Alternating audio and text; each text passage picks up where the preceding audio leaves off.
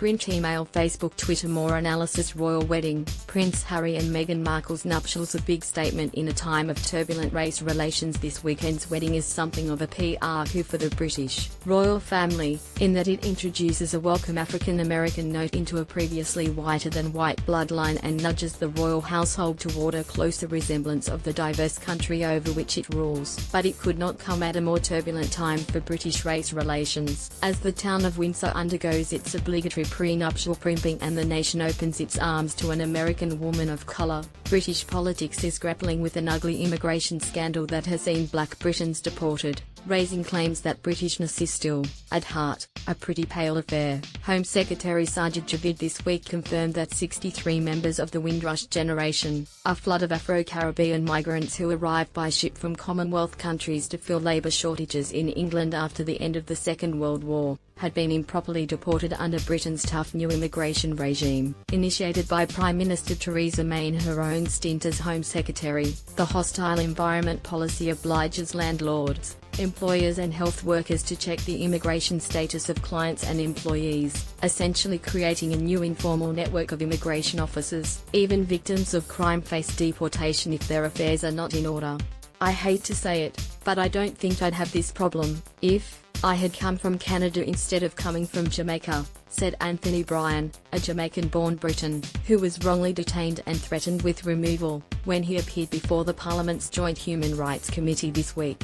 It was because of the colour of your skin, added Mr. Bryan's wife, Janet Mackay-Williams, who also was threatened with deportation. For all the diversity of its teeming capital, Britain is still incredibly clumsy when it comes to talking about race. According to Nels Abbey, author of a soon-to-be-published book called Think Like a White Man, the immigration debate becomes a proxy for race, and commentators will swear to high heaven that when they're talking about immigration they're not talking about race, when clearly they are. They are never talking about white people from Australia. If you accept that the immigration debate is a racial debate, then Britain talks about race more than anything else, he told the Washington Post in comments published this week. If you don't accept that, then Britain doesn't talk about race at all.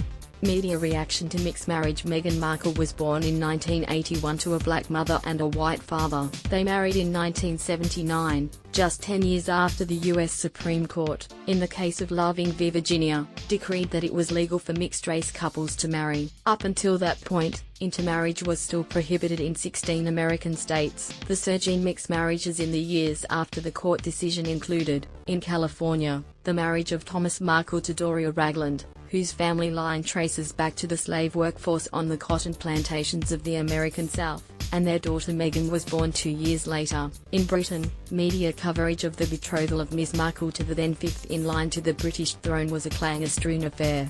Now, that's upwardly mobile, chortled the Daily Mail, pointing out that Ms. Markle's family had gone from slavery to royalty in 150 years. The Spectator columnist Melanie McDonough opined that 70 years ago, Meghan Markle would have been the kind of woman the prince would have had for a mistress, not a wife.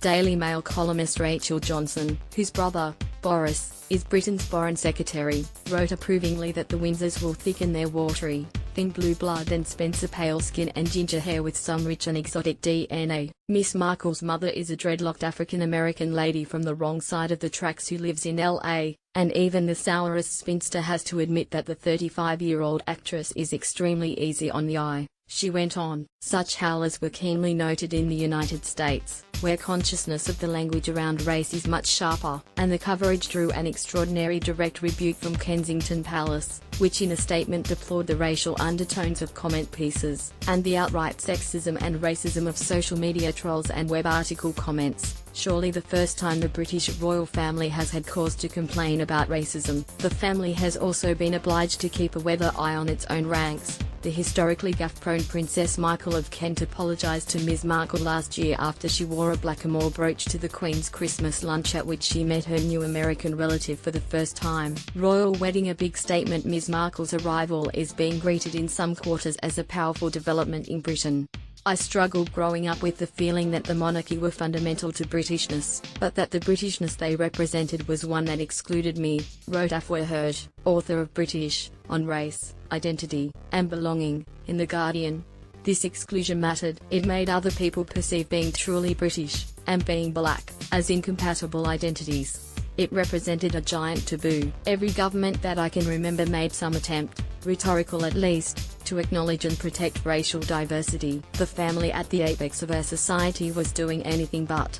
In recent years, the question of what it means to be British has been weaponized and politicized in new ways. Markle is, on one side of her family, directly descended from the plantation slavery of America's Deep South, a history with which all of Britain's powerful families, including the royals, are inextricably linked. He may not have realized it at the time, but by condemning the press reaction to his relationships with Markle, Prince Harry was aligning himself with those still dealing with the fallout of that history, and its very real legacy today. Joanna Bailey, diversity activist and founder of the recruitment consultancy Hayden, does not claim that the wedding changes anything fundamental about Britain but argues that Ms Markle's visibility is useful.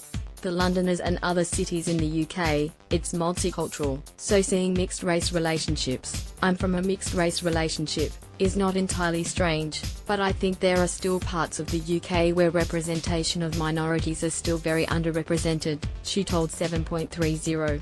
So I think for them this is a really big statement, to say that love sees no boundaries and actually we are going to allow someone in the royal family to marry whoever it is they happen to fall in love with. I think that is a big deal and that is a big statement.